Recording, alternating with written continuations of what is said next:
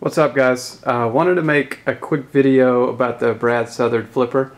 I know there's probably tons of videos about this already, but I don't really care. I'm going to give you my thoughts on it. I haven't had this knife long enough to do a review. I'm definitely not the type of person, at least not anymore, that gets a knife and has it for a day or two, or literally just opens it right out of the box on camera and then gives you a review of it. I'm not going to tell you that I've used it enough in 1 week that I put 6 months worth of use on it or some garbage like that. I have used it, and I've used it a good bit because I made it a point to, but I definitely haven't had it long enough or used it enough to review it and actually give you usage thoughts and edge retention, things like that. What I'm going to do in this video is go over a couple things that I've seen on the forums, a couple points of contention maybe, and I'm just going to give you my overall thoughts on the knife. Through YouTube, I became pretty good friends with Brad Southard. I talk with him fairly often. He's been a good resource for me, definitely a good knowledge base for me, somebody I can bounce ideas off of. I've learned a lot through just talking with him. Shoot him text when I have an idea and he lets me know, hey, that wouldn't work because of this. So I've definitely learned a lot from Brad, and I'm grateful for that. So when I found out that Spyderco was going to do a collaboration with him, I was really excited. I actually got 4 of these from Brad. As soon as I found out that the knife was being made, I asked him, I said, hey, please save me 4 of them because I'm really excited about this, and this is definitely one knife that I will need. But I definitely want the pre-need replacements of. Will I run through 4 in my lifetime? I surely hope not. Will I run through 1 or 2? Possibly. Maybe I can hand the 2nd and 3rd, or 3rd and 4th down to my kids one day. I don't know. But I did put off buying a couple other knives just so I could buy 4 of these. And the reason I bought 4, before I actually handled the knife, I thought that it would be a favorite, but now that I am handling the knife, using it, carrying it, I can without a doubt say that this is probably the top knife that I've ever had. It's definitely my favorite EDC right now, and I don't foresee that changing anytime in the near future. Maybe if I get one of Brad's highly sought after customs, that would change, but this knife is just incredible, and it's really the sum of a lot of parts that I didn't know I wanted, but since they're in the knife and they were executed this way, I now know, wow, I really like that, or wow, that feature is something that I really enjoy that I didn't know I disliked about a lot of other knives. So this knife is really an eye-opener for me in that it's functionally perfect in my eyes. It's aesthetically almost perfect. There are a couple things I would change, but it's really nothing big. Functionally, like I said, perfect. That's the big thing. I'll just give you a quick overview. It is G10 over a titanium scale, titanium frame lock, G10 lock bar stop, stainless steel clip, open construction, ball bearing, pivot, flipper, CTS 204P steel. A lot of people don't know about this steel, don't know a lot about it. It's very similar to M390. It is most akin to Duratec 20CV, which if you follow my channel you know is one of my favorite steels, if not my top favorite. This should be a step above Duratec 20CV just because it's 3rd generation powder metallurgy technology. I am very interested to do a rope cut test on this. I don't know if I'm going to film it just because there's been a lot of contention surrounding my rope cut tests. There always has been. So I may do it on film, I may not, but I will definitely let you know how it does either way. So yeah, CTS 204P is just icing on the cake in this awesome knife. If it was something like 154 cm, I would still love the knife just as much, but knowing that I have one of the best steels out today is just, like I said, icing on the cake. It's an incredible knife. One thing that I wanted to address that I'm seeing a lot of on the forums is people saying that the clip doesn't match the knife. In my opinion, the clip matches the knife perfectly. Matching is all about coordinating things. So you're coordinating the Brown G10 with the Brown G10 on the flip side, which is the lock stop, the lock stop. You have titanium, you're coordinating that with the titanium scale, titanium liner under the G10 scale. You have stainless steel on the blade. Where else do you have stainless steel? Right here on the clip. To me, it matches perfectly. I mean, it kind of just puts the whole knife together. If the clip was just as gray as the titanium over here, I'm not sure that it would be as aesthetically pleasing to me. I do like how the clip matches the blade. To me, it just puts everything together. You have brown, brown, titanium, titanium, steel, steel. I mean, it's pretty easy to see. In my opinion, it looks great. I'm not such a titanium freak that I'm going to be pissed if a clip is not titanium. And honestly, this is a very nice clip. Has a nice stone wash on it. It's pure stainless steel, so there's no cladding to flake off or chip off. Has nice retention, really nice retention. It is just a bit sharp, but honestly, I don't sit there and make a habit of digging my finger on the end of the clip. I don't know why anybody would have an issue with that, but you never know.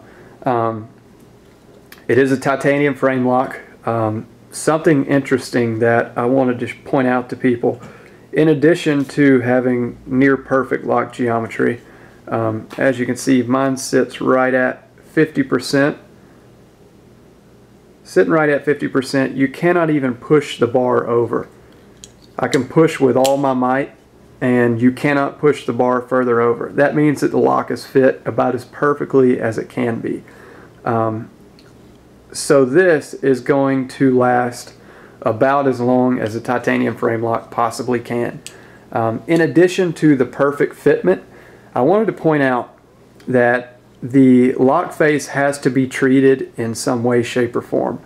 You see that dark spot on the blade tang? That dark spot right there?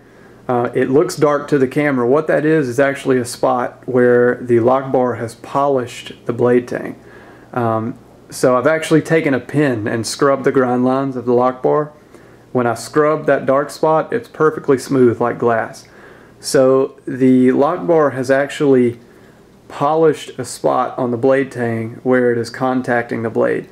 Now keep in mind, 204P is very, very wear resistant steel. So for something to polish the blade tang to the point that it's mirror smooth means that there is some kind of treatment on this lock bar face that is very hard. I don't know if it's carbonized, I couldn't tell you, but I do know that there is something going on that lock face that is extremely hard. It's not just bare titanium. Bare titanium would not have near the hardness or wear resistance to actually wear a polish onto a 204P blade. It's just not going to happen. I did shine a flashlight on the lock face and I can see brown. It's not brown from this. It's actually almost akin to a rust color. I don't know what that is, but I would assume it's a byproduct of whatever treatment process they're using to make the lock face wear longer. So the knife is put together incredibly well. Spyderco used their Taiwan manufacturer to put it together, and I'm very glad they did. I actually got 4 of these knives. Can't remember if I mentioned that already or not, but all 4 are in essence identical, and I'm talking identical down to how far the lockup is. All of them are absolutely rock solid vertically and horizontally. You can't even muscle any plate of this into this. So for all 4 knives to be identical down to the lockup means that they have their process down to a T. Their consistency is incredible. I've never seen consistency like that with any other maker, and I've never actually seen that kind of consistency within Spyderco. So for each knife to be in essence the exact same coming out of that manufacturer means that, for one, you're going to get a great knife, and 2, there's not going to be any or many, if any, lemons coming out of that place. So if you get one of these, you're pretty much going to know that you're getting a perfect knife, and that's nice. There's not many places you can go and get that kind of comfort. One other thing that I saw in the forums that I thought was kind of funny is people were talking about the G10 lock bar stop being weak, or maybe that it's not the strongest method he could have used. G10 is incredibly strong, and I promise you there is absolutely no way you're going to press hard enough to break that G10. I don't know, most of the people that say that, I'm sure, have never actually played around with G10 and tried to break it. It's incredibly tough stuff. It's very, very hard to break. So just skipping around, you do get Coyote tan scales. They come extremely, ridiculously grippy out of the box. Now that I've carried it, they've smoothed out a little. Doesn't mean they're smooth. They're still very, very grippy. They're just smoother than they were. Hollow ground blade, you get a ton of cutting edge in a small knife. I actually want to do a size comparison here. I'll put it up against a Paramilitary 2. So you see that a Paramilitary 2 is actually longer than the Southard Flipper, yet you get much, much, much more blade out of it. A whole lot more blade. With a Southard Flipper, it is hollow ground, so it's going to cut really well. It's ground really, really thin at the cutting edge. It's actually much thinner than a Paramilitary 2 at the cutting edge, so you're going to get really good performance. There's not really much else to say right now about it. Like I said, I haven't had it long enough to do a review. I know a couple things off the bat. The lock is going to wear longer than probably 90%, 99% of the titanium frame locks made right now. It's fit really well. It's fit perfectly, actually. So don't worry about that. There's a lot of people that worry about titanium frame locks wearing out really quickly. Don't worry about that. The steel is going to be incredible just based off of the composition. I know that. I know that they got the heat treat right. Pretty sure Brad actually said that he tested one out at 61. So 61 with 204P is going to be a monster. It's definitely going to be one of the best steels you've ever used. And I'm making a blanket statement, I know, but I'm sure that most people out there haven't used a better steel than 204P. So yeah, excellent, excellent knife. I'll probably do a review on it in a month or so. I don't want to just do a premature review and say a whole bunch of useless things that don't help anybody. But one thing I did want to point out, almost a 1-to-1 blade to handle ratio. So you're packing a lot of blade into the handle. I mean, it's functionally a small knife, kind of a small knife. Pockets really well. It actually pockets pretty deep, so it pockets about like that. But I mean, it's a small knife relatively, but you're getting a whole lot of cutting edge. I mean, closed, it's smaller than a Para 2, so that gives you an idea. Just a really, really well thought out knife. Very nice design, very ergonomic. So yeah, there's my overview. Maybe there's a couple things in there that you guys didn't know or were curious about, but anyway, thanks for watching, guys, and I'll probably do a cut test pretty soon. But thanks for watching. See you next time.